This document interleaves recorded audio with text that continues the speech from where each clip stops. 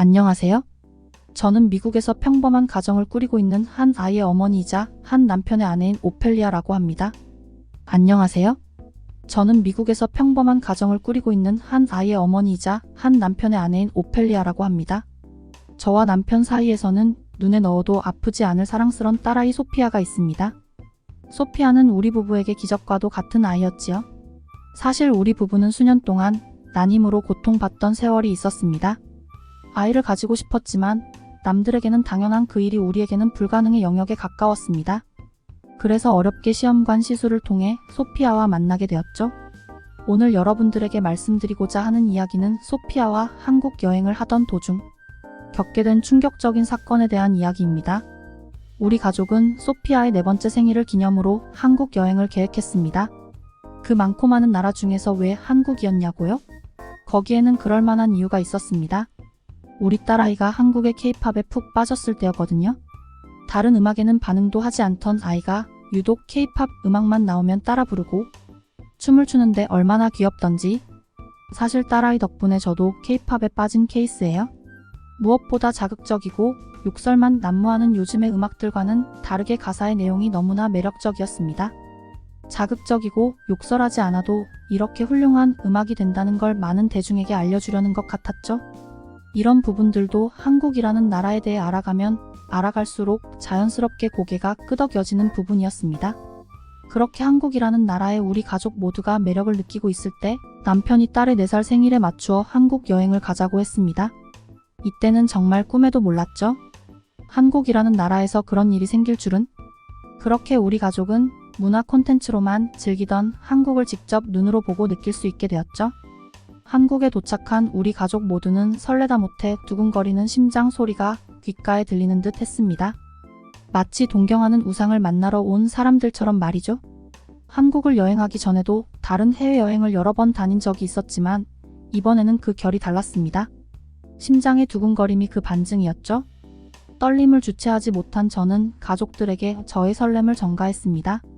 와, 여보 소피아, 우리 드디어 한국에 도착했다. 떨리지? 뭐부터 할까? 일단 호텔에 가서 짐부터 풀고 생각해볼까? 어휴, 한국이 이렇게 복잡한 나라였어? 이러다 우리 미아 되겠다. 예약해둔 호텔에 도착한 우리 가족은 짐을 풀어놓고 미국에서 짜놓은 계획표를 보며 관광 일정을 확인했습니다. 여러 관광지, 맛집들, 쇼핑 핫플레이스 등 이 중에서 한 곳이라도 빠지지 않도록 꼼꼼하게 시간을 챙겨놓았죠. 처음 며칠 동안에는 서울 위주로 관광을 즐기고 다음에는 부산 지역을 관광할 계획을 잡았습니다. 우리는 시간상 식사를 호텔에서 먹은 다음 바로 관광을 즐기러 나갔습니다. 오전 9시경 첫 번째로 방문한 곳은 경복궁이었습니다. 오전 시간이어서 그런지 예상보다는 사람도 그리 많지 않았고 드라마에서나 보던 궁궐의 멋진 풍경을 만끽할 수 있었습니다. 경복궁을 입장할 때 매표소를 보니 한국인 분들도 계셨고 우리 가족과 같은 외국인 분들도 많았습니다. 한국분인 경우에는 특정 서류를 제출하면 무료로 입장이 되나 보더라고요. 외국인인 우리들은 당연히 돈을 지불하고 입장하고 있었습니다. 하지만 우리 가족은 돈을 지불하지 않고 무료로 입장이 가능했습니다. 물론 입장료 자체는 엄청 저렴해서 지불하는 게 부담은 되지 않았지만 특별한 경험이 하고 싶어서 한국에 방문하기 전에 많은 공부를 하고 왔기에 가능했던 체험이었지요. 우리 가족들은 모두 근처에서 한복을 빌려서 입고 경복궁에 왔습니다. 경복궁에서는 한복을 입고 입장을 하게 되면 무료로 입장이 가능한 이벤트를 하고 있거든요. 별것 아닌 것 같지만 우리 가족에게는 너무나 행복한 경험이었습니다. 특히 우리 딸 소피아가 어찌나 좋아하고 까르르 웃어대던지 그 모습만 보고 있어도 너무 행복한 거 있죠? 정말이지. 이때만 하더라도 행복한 우리 가족의 한국 여행에 그런 불행이 닥칠지는 상상조차 하지 못했습니다. 경복궁 관광을 충분히 즐기고 근처에 위치한 인사동으로 발길을 돌렸습니다. 인사동은 한국의 전통적인 거리로 한국 전통 공예품이나 수공예품들이 즐비해서 이것을 구경하고 구매를 할 수 있는 곳이죠. 아무거나 골라 또 다양한 식당들이 있어서 한국의 전통 음식들도 즐길 수 있는 곳이었습니다. 우리는 점심시간이 되자 인사동에서 전통 한정식을 먹었습니다. 아주 정갈하고 다양한 요리들이 나왔고 우리는 마치 한국의 옛 왕이 된 기분이 들었고 그런 경험은 어디에서도 느껴보지 못한 그런 느낌이었습니다. 그 맛도 아주 훌륭했죠. 식사를 마친 우리는 소화도 시킬 겸 청계천으로 이동하여 산책을 즐기며 시내의 분위기를 만끽했습니다. 이때까지는 저와 남편 그리고 소피아도 표정에서 행복함이 흘러넘쳤죠. 그리고 저녁 시간이 되기 전 오후 4시경이 되자 우리는 명동을 방문했습니다. 명동은 서울의 심장이라 불리는 곳으로 다양한 쇼핑거리와 음식점들이 있어서 이곳에서 쇼핑하다가 저녁을 먹으려고 했죠. 이곳저곳을 돌아다니며 쇼핑을 즐기고 있었습니다. 명동은 서울의 중심부답게 많은 외국인과 내국인들로 매우 번잡한 곳이었습니다. 그리고 그 사달이 나버리고 말았죠. 화장실이 급하다는 소피아의 말에 남편은 소피아를 데리고 화장실을 찾으러 갔습니다. 그리고 얼마 지나지 않아 전화기에 진동이 드르륵 울렸습니다. 여보, 큰일 났어? 소피아가 안 보여. 그게 무슨 말이야? 당신이랑 소피아 화장실에 가지 않았어? 그렇긴 한데 잠깐 나도 소변 보러 들어갔다 왔는데 소피아가 사라지고 없어. 이쪽으로 좀 와볼래? 쇼핑하다가 전화를 받은 저는 무언가 잘못되었다는 불길한 생각에 사로잡혔습니다. 하지만 금세 정신을 차리고 소피아가 사라졌다는 화장실로 달려갔죠. 그곳에는 이미 패닉에 빠진 채 여자 화장실을 뒤지고 있는 남편의 모습이 보였습니다. 그제야 지금 상황이 실제 상황이라는 것이 느껴졌습니다. 최대한 정신을 붙들기 위해 노력했고 입술을 깨물어가며 소피아를 찾기 위해 정신을 다듬었습니다. 화장실에 있던 주변 사람들에게 아이에 관해 물어보았지만 아무도 소피아를 본 사람은 없었습니다. 이미 화장실 건물에는 소피아를 본 사람이 없었고 건물 밖은 수많은 인파 때문에 소피아를 찾는다는 건 어려워 보였습니다. 이미 남편이 거리를 나가 소피아를 찾아다녔지만 소용이 없었죠. 저는 순간 온몸에 소름이 돋으며 불안감에 휩싸였습니다. 얼마 전 방송에서 보았던 아동 유괴 사건이 떠올랐기 때문이죠.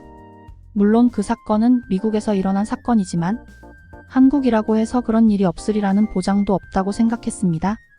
무엇보다 너무 감쪽같이 사라진 아이가 현실적으로 이해가 되질 않았습니다. 그런 생각까지 들자 저는 그 자리에서 오열하고 말았습니다. 곧이어 돌아온 남편도 온몸에 땀이 흠뻑 젖은 채 고개를 숙이고 있었죠. 남편에게 딸과 함께 화장실을 보낸 제가 한심했습니다. 어찌 보면 화장실 안에 같이 가줄 수가 없기에 제가 따라갔어야 하는 게 옳다고 생각했죠. 지금 와서야 후회해봐야 소용없는 일이 되고 말았습니다. 소피아가 아직 어린 나이기도 했고 그다지 필요한 일이 없어서 핸드폰도 없었기에 연락을 하는 건 불가능했습니다. 이미 소피아가 실종된 지 1시간이 지났습니다. 너무 당황스럽기도 했고 우리 딸이기에 우리가 찾아야 한다. 는 생각에만 빠져 있어서 다른 생각은 전혀 못했습니다. 하지만 1시간째 아무런 소득이 없자 저와 남편은 도움을 요청하기로 했습니다. 한국의 경찰에 연락했고 자초지종을 설명했습니다. 곧이어 현장에는 경찰이 도착해서 자세한 경위를 조사했죠. 남편과 저는 경찰을 따라갔고 경찰서에서 소피아의 자세한 정보에 대한 신고서를 작성했습니다. 이런 경우에 대부분 아이가 길을 잃은 경우가 많으니까 가족분들은 너무 걱정하지 마시고 조금만 기다려 보시죠. 다른 서에도 연락을 취해 놓았습니다. 기본적인 한국어는 알고 있었지만 디테일한 대화까지는 무리였던 우리에게 친절하게도 영어로 설명해 주었습니다. 안심하고 기다려달라는 말에 저와 남편도 진정하려고 최대한 노력하며 그곳에서 기다렸습니다. 하지만 아무런 연락도 받지 못했죠. 이렇게 마냥 기다리기만 할 수는 없었습니다. 저와 남편이 찾아 나서지 않는다면 소피아를 영원히 보지 못할 것만 같은 불길함이 엄습했죠. 경찰은 신고서를 유심히 보더니 저희에게 물었습니다. 혹시 아이가 부모님의 연락처를 알고 있나요? 아니면 한국어를 할 줄 안다던지. 아니요. 휴대폰도 없고 저희 전화번호도 몰라요. 아직 너무 어려서 그런 교육은 하질 못했네요. 한국어는 아예 못하고 영어도 아직은 완벽하지 않아요? 경찰분의 질문에 낯이 뜨거워지는 느낌이었습니다. 그러고 보니 저는 이런 경우를 아예 대비하지 못해서 관련 교육을 전혀 하질 않았던 거였습니다. 그렇게 원하던 아이를 베고 거기에만 들떠서 정작 중요한 일들은 내팽개쳐놓고 살아온 제가 한심했습니다. 소피아만 다시 보게 된다면, 소피아를 찾을 수만 있다면 무슨 짓이든 다 하겠다고 생각했습니다. 경찰분들은 현장에 CCTV를 확보하고 가용할 수 있는 자원을 모두 사용하여 소피아를 찾고 있었습니다. 하지만 제가 기다리던 소식은 들려오지 않았습니다. 그 순간만큼은 1분이 하루처럼 길게 느껴졌습니다. 저는 조심스럽게 지금의 상황에 대해서 경찰에게 물었습니다. 혹시 유괴 사건은 아닐까요? 만약 그렇다면 어쩌죠? 저는 소피아 없이는 못 살아요. 제발 우리 소피아 좀 찾아주세요. 부탁드립니다. 예, 가족분. 물론 그런 가능성도 배제하지 않고 조사하고 있습니다. 하지만 한국에서는 그런 경우는 거의 드문 경우입니다. 정 불안하시면 저희랑 같이 현장에 가셔서 찾아보시죠. 그리고 깜빡하시고 말씀 안 주신 부분이 있으면 말씀해 주시고요. 아마 도움이 될 겁니다. 현장에 있던 CCTV를 모두 확보하여 조사하고 있지만 화장실 내부에는 카메라가 없었고 도로 쪽에만 있었는데 워낙 인파가 많아서 어린아이의 모습을 찾는 게 힘든 상황인 것 같았습니다. 믿었던 CCTV에도 포착이 안 되어 있다면 소피아를 찾는 건 더 어려워지는 상황이었습니다. 조금이나마 도움이 될까 하여 저와 남편은 경찰을 따라 실종 장소와 그 인근을 돌아다니며 소피아를 찾아다녔습니다. 어느덧 소피아가 실종된 지 3시간이 넘은 시점이었습니다. 언젠가 방송에서 보았던 범죄 다큐멘터리가 생각났습니다. 유괴 사건의 경우에는 골든타임이라는 게 존재하는데 그 시간을 넘기면 아이의 목숨이 위험할지도 모른다는 내용이었죠. 그리고 그 골든타임은 이미 지났다고 생각했습니다. 그런 생각이 들자 마치 미친 여자처럼 울부짖으며 명동을 헤매고 다녔습니다. 바로 그때였습니다. 저와 남편을 데리고 현장에 다시 방문한 경찰분이 우리에게 다급하게 다가와 말했습니다. 가족분, 일단 서로 같이 가시죠. 네? 소피아를 찾았나요? 무슨 일이죠? 워낙 인파가 많은 곳이었고 시끄러워서 경찰분의 말이 제대로 들리지 않아 대화가 힘들었습니다. 일단 가자는 말에 경찰차에 타서 이동했습니다. 하지만 뭔가 이상했습니다. 지금 이동하는 경로는 아까 갔던 경찰서 쪽이 아니었습니다. 어디로 가는지 무슨 일인지 물어보고 싶었지만 제가 생각하는 최악의 대답이 돌아올까봐 그러지 못했죠. 곧이어 도착한 곳은 다행히 경찰서였고 아까와는 다른 지점 같았습니다. 눈물을 닦으며 떨리는 마음으로 그곳을 들어간 저는 그 자리에서 다시 한번 오열하고 말았습니다. 그곳에는 걸치는 담요를 입은 소피아가 작디작은 한 손에는 핫팩을 들고 저를 바라보고 있었거든요. 그것도 너무나 해맑은 표정으로 말이죠. 그토록 찾아다니던 소피아를 보자마자 저는 오열하며 소피아를 부둥켜 안았습니다. 그 순간만큼은 모든 것에 감사하다는 마음이었습니다. 하늘에 감사했고 한국에 감사했으며 경찰분들에게도 감사한 마음이었습니다. 그리고 앞으로 2번 다시는 이런 일이 발생하지 않도록 하겠다는 다짐과 결심을 했죠. 알고 보니 소피아는 화장실에서 볼일을 보고 나와 아빠 옷과 비슷하게 입은 한국인을 보고 쫄래쫄래 따라다녔던 거였습니다.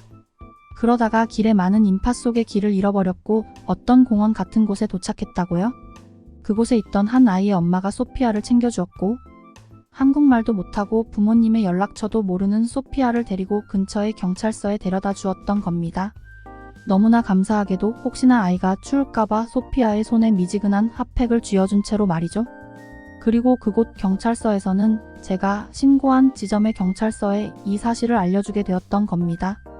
경찰관분들, 너무 고맙습니다. 감사합니다. 한국 감사합니다.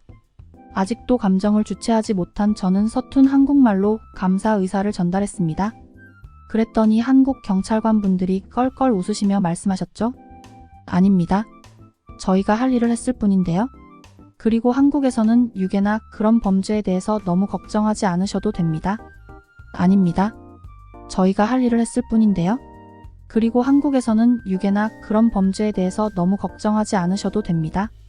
워낙 시민분들이 어린아이들이 혼자 있는 걸 보면 즉각 보살펴 주시고 신고를 해주시거든요. 그래도 아이에게 부모님 연락처 정도는 숙지하도록 교육시켜 주세요. 저는 경찰관분의 말씀을 듣고 그제야 한국 치안의 비밀이 풀리는 느낌이었습니다. 여자가 혼자서 여행해도 괜찮은 나라, 가족 관광 여행지 1위? 그런 타이틀을 가지게 된 이유를 말이죠. 그건 바로 한국인들의 시민의식과 선한 인성 때문이었습니다. 치안이 좋다고 하는 것은 어떤 특정 무리의 강압적인 행동에 의해서 생성되는 것이 아니었습니다. 대다수의 시민이 그러한 인성과 의식을 가지고 행동으로 실천해야지만 가능한 것이었죠. 그렇게 우리는 살면서 가장 아찔하고 놀라운 경험을 한국의 서울에서 하게 되었습니다. 그런 사건을 겪고 나면 여행을 마무리하고 돌아갔을 법도 한데 저희는 그러지 않았습니다. 오히려 그 위기를 감동으로 바꿔준 한국에게 반해버렸거든요. 그렇게 우리는 원래 예정보다 일주일의 기간을 더 여행하다가 미국으로 돌아갔습니다. 아직 어린 소피아도 한국이 좋았던지 떠나던 날 많이 울더라고요. 아마 내년에도 한국에 와야 할 것 같아요.